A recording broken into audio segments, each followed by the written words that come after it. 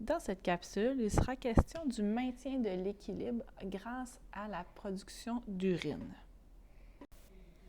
La quantité d'urine produite chaque jour peut varier en fonction de deux facteurs. Soit la quantité d'eau qui sera perdue par transpiration va faire en sorte que vous allez produire peut-être moins d'urine, et la quantité d'eau que vous avez absorbée, bu ou contenue dans les aliments que vous avez mangés, fait en sorte que vous allez avoir plus d'eau dans votre organisme ou moins d'eau dans votre organisme à éliminer dans l'urine. En moyenne, vous risquez de produire entre 1,5 litres à 2 litres d'urine par jour, mais tout ça en ayant consommé idéalement entre 3 à 4 litres d'eau, en plus des aliments que vous allez avoir mangés.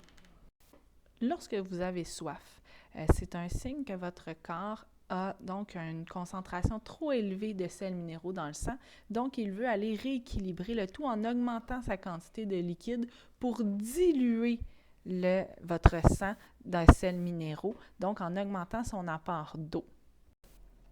Voici la réaction en chaîne de ce qui se produit dans votre corps lorsque vous avez soif et que vous consommez beaucoup d'eau. Donc, premièrement, vous allez boire de l'eau et cette eau-là va aller se remplir dans le sang, donc il va y avoir une augmentation de liquide sanguin. Puisqu'il y a une augmentation de sang présent, vous aurez donc une diminution de votre concentration en sels minéraux étant donné qu'il n'y a plus de solvant. Donc, veut pas, la concentration va diminuer.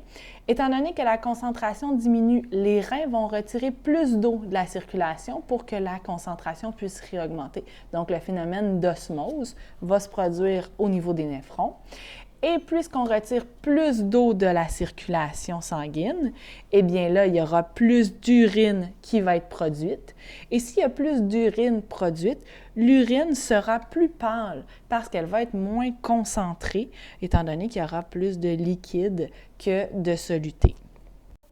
Tout ce processus se fait grâce à l'hypophyse, bien sûr, qui a capté l'information qu'il y avait une diminution de concentration de sels minéraux et ensuite a pu rééquilibrer en envoyant un signal au rein. Voici une deuxième situation dans laquelle, cette fois-ci, on mange des aliments très salés, par exemple un sac de chips. Ce qui se passe, en fait, c'est qu'il y a d'abord absorption des sels minéraux dans le sang, puisqu'on mange les éléments très salés lors de notre système digestif. Ensuite, une fois qu'il y a absorption des sels minéraux, ça va donc faire en sorte que le soluté va augmenter. Si le soluté augmente pour la même quantité de solution, bien là, la concentration de sels minéraux va augmenter. Lorsqu'on augmente la concentration en sels minéraux, ça fait en sorte que les reins, voyant le tout se produire, vont retirer moins d'eau de la circulation pour essayer de compenser le surplus de soluté et faire en sorte qu'il reste plus de solvant. Et ainsi, il y a moins d'urine qui va être produite, ce qui va engendrer donc une urine plus foncée parce qu'elle va être plus concentrée vu qu'il n'y aura pas beaucoup de liquide de produit. Encore une fois, dans cette situation, c'est grâce à l'hypophyse que le tout peut être régulé puisque c'est lui qui va capter l'information qu'il y a une augmentation de sels minéraux dans le sang. Donc, tout passe d'abord par la tête pour qu'ensuite on puisse régulariser le tout. Finalement, ce qu'il faut retenir par rapport à ce maintien de l'équilibre, c'est que votre organisme va toujours réagir pour avoir une concentration adéquate en sels minéraux. Soit il va boire de l'eau pour diminuer la concentration en augmentant donc le solvant, soit il va réabsorber plus de sels minéraux pour enlever du soluté et encore une fois diminuer la concentration. Tout ça dans l'objectif de tendre vers l'équilibre dans votre organisme.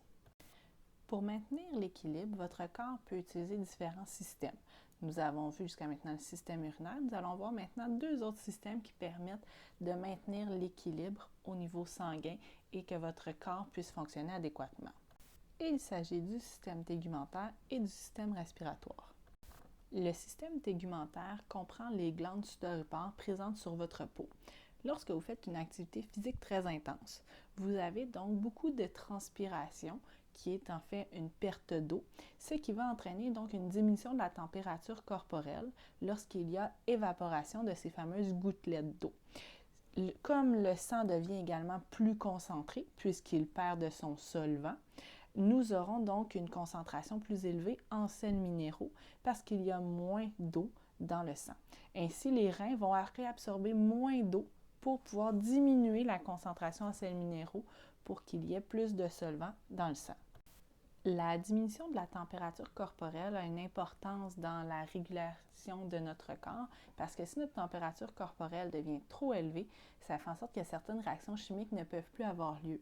Donc la transpiration, en plus d'éliminer et de venir réguler la concentration en sels minéraux, vient également, transpiration, diminuer notre température corporelle pour que les réactions chimiques puissent avoir lieu. Le système respiratoire vient indirectement influencer le pH sanguin. Parce qu'en fait, lorsqu'on fait de l'activité intense, encore une fois, notre concentration en CO2 devient très élevée dans le sang, étant donné que nos cellules font beaucoup de respiration cellulaire.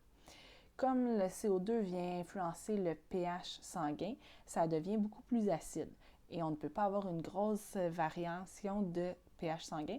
Donc, notre rythme cardiaque va augmenter énormément pour pouvoir expulser le CO2 lors de l'expiration. Ainsi, le système respiratoire vient modifier le pH sanguin puisqu'il vient évacuer le CO2 qui est en surplus, qui fait varier le pH.